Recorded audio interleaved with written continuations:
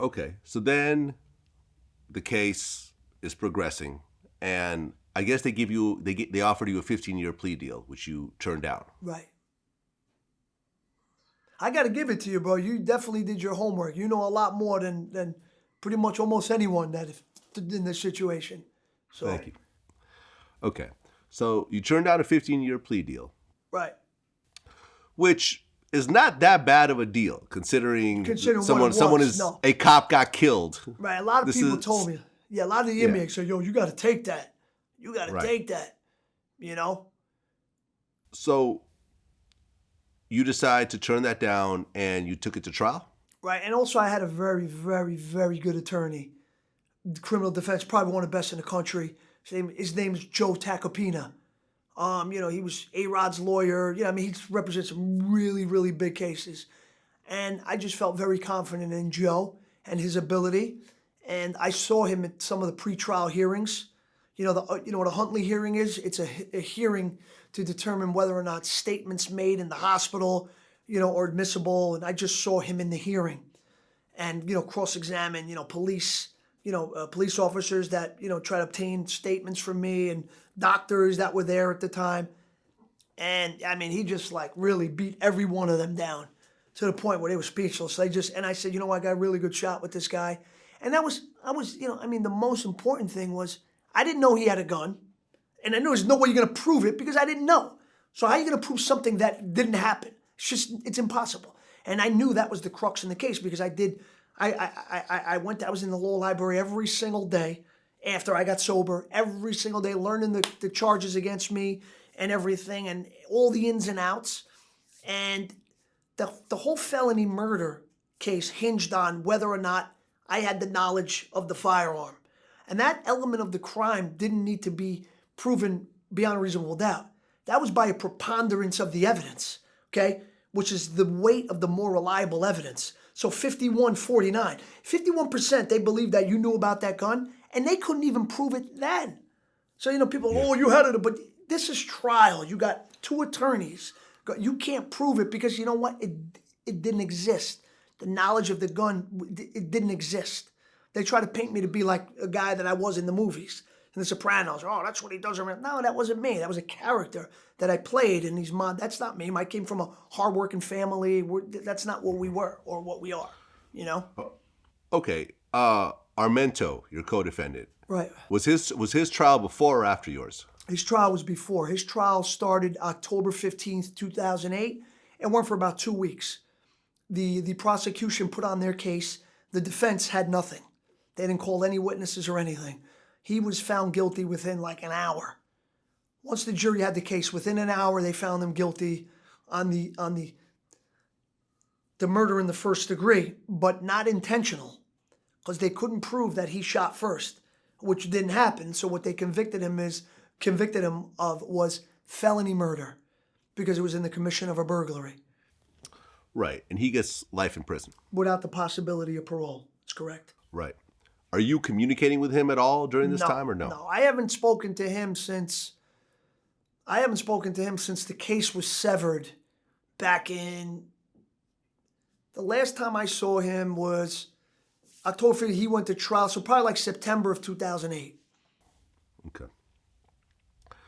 So you go to trial and you actually beat the second-degree murder charge. Right. But you get convicted of attempted burglary. And I also beat two counts of burglary. One was with the firearm, and one was with serious physical injury to a non-participant. Because, there was no burglary because we never went in. There can't be a burglary. Okay. Unless you had footsteps and prints inside the house. There was none of that. So you end up getting 10 years. Right. For attempted burglary, which seems a bit high if it's just attempted burglary. It seems like they took into account that a cop had died in terms of your sentencing. And they weren't allowed to consider the death in the sentencing, but they did. Because, there was different cases in that exact in Bronx County. There's one guy this was his second conviction with the same exact thing, and he got 7 years. And this is my first felony. I got 10. But it is what it is. And that was the best thing that happened to me, because if it didn't happen, I wouldn't be where I am today. I'm sober, I'm healthy, 13 years. You know, Right. So you end up doing 3 years in Rikers, and then what? Another 7 years? No, 5. Because 5 years in the Rikers. sentence is 10 years. So for a violent crime, you do 85% of the time. And then there's that, that remaining 15%, which is good time, which you can lose.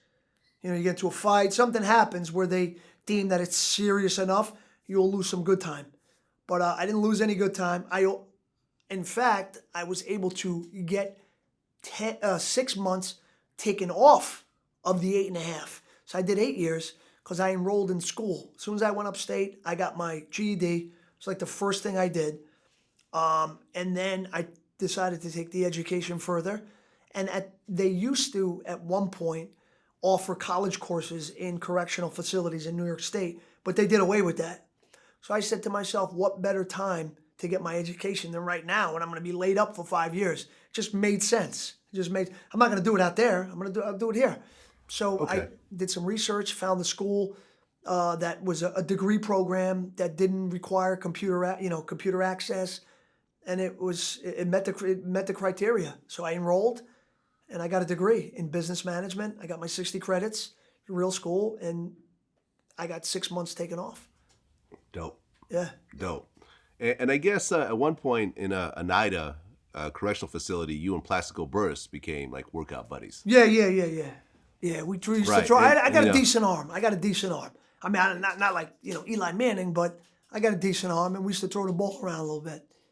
Okay. Yeah. Plaxico, I think that was one of the stupidest things that I could really remember. I mean, actually shooting himself and then getting convicted of shooting yourself and destroying your football career and so forth. He came back after that, though. I remember when he was with the Jets, he had some... not really. Do you remember the one game with the Jets against San Diego, though? I think he had like 3 touchdowns.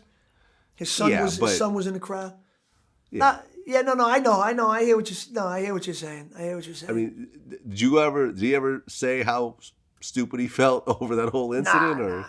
Nah. I don't think he would ever admit to that, the kind of guy that he was. But, we didn't really see eye to eye when we were there, but I saw him after. Because, I mean, that's a really tense situation. Nobody wants to be there. So it's not going to bring out the best in anyone. But when I saw him after that, turned out to be a really good guy. He's a really good guy, Family man, he's a good guy. So you get out New Year's Eve 2013. Correct.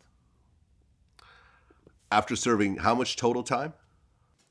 It was a little over maybe 8 years, 8 years and maybe a half a month or so. Okay, so eight years roughly.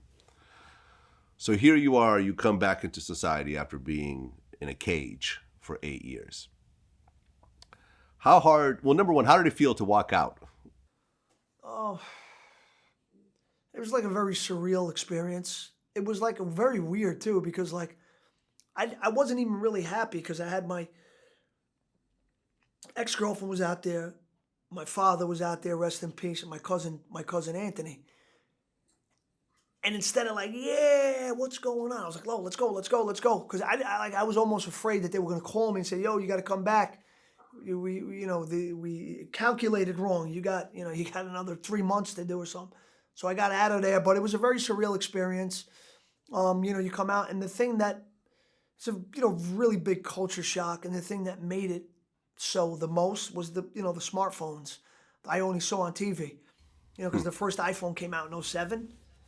And I mean, I remember just seeing out, like we're just sitting there watching, like, wow, I can't even imagine what that would be like.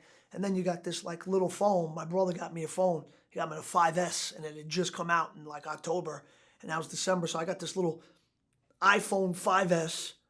Does everything and anything you could possibly imagine. You want to find out about these microphones? You just Google it, and it's like right there. Oh, here it is. It's unbelievable that at your fingertips you can learn about anything you wanted.